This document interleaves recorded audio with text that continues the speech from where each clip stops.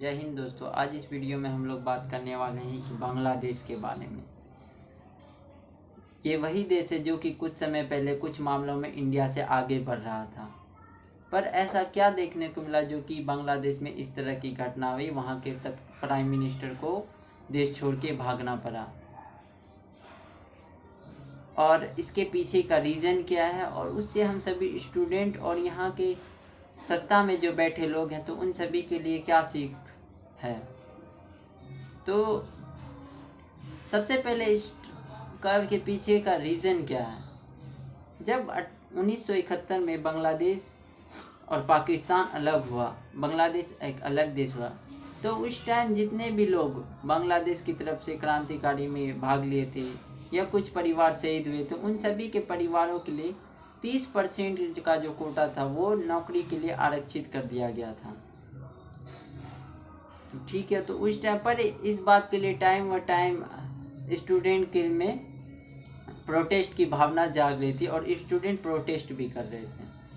पर इस बार क्या हुआ कि सरकार जो थी वो अपनी तानाशाह के चक्कर में इस तरह का कुछ न कुछ खामियाजा भुगतना पड़ रहा है। जब स्टूडेंट प्रोटेस्ट कर रही थी तो शेख हसीना के जो पार्टी के कुछ सदस्य थे, या समझ लीजिए एक तरह से गुंडापन जो इसके पीछे था, पार्टी के कार्यकर्ता सब, वो स्टूडेंट को, जो उस तरह का स्टूडेंट था, तो उन सभी को चुन चुन के मार रहे थे। जो भी उस तरह का आवाज़ उठाता तो उन्हें ढूंढ ढूंढ के मार देते। तो लगभग 200-300 स्टूडेंट मार दिए उस तरह के।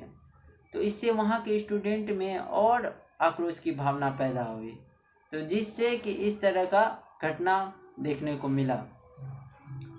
और वहाँ अभी पूरा अशांति छाया हुआ है हर एक क्षेत्र में।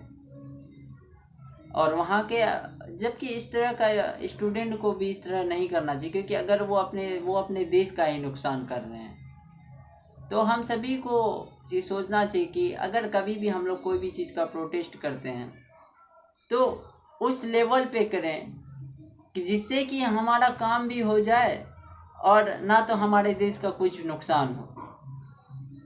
महात्मा गांधी से भी बड़ा कोई प्रोटेस्टर नहीं हो सकता है, पर वो आज तक हमें नहीं लगता है कि कभी भी देश का कोई भी चीज़ को नुकसान पहुंचाए होंगे। तो और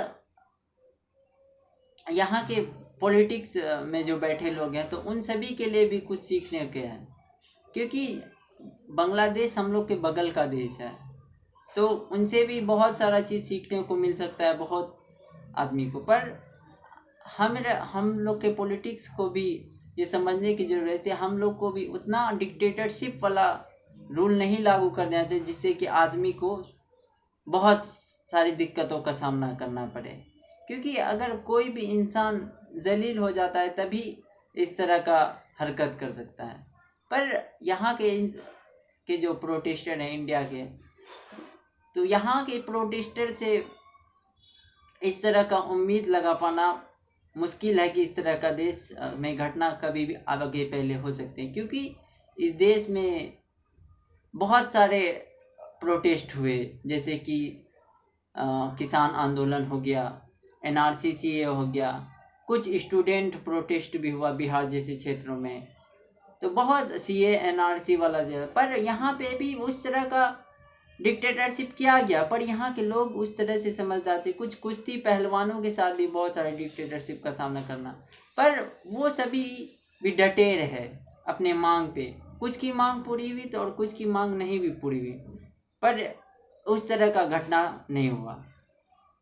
तो मैं यहाँ के सरकार से, और अभी जो वहाँ बांग्लादेश की हालत है, वहाँ पे जो माइनॉरिटी के साथ कहीं ना कहीं कुछ तो इफ़ेक्ट पड़ ही रहा है, उन सभी के साथ बहुत ही गलत हो रहा है। क्योंकि किसी अगर कहीं पर कोई भी माइनॉरिटी रहता है तो उसके साथ आप गलत करेंगे, उसके साथ मारपीट करके आप कहीं ना कहीं आप अच्छे इंसान की तो पहचान नहीं दे सकते हैं।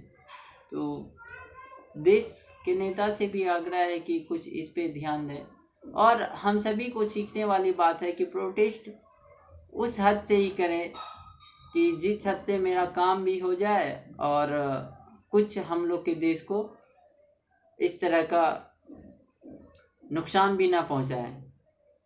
जय हिंद, जय भारत।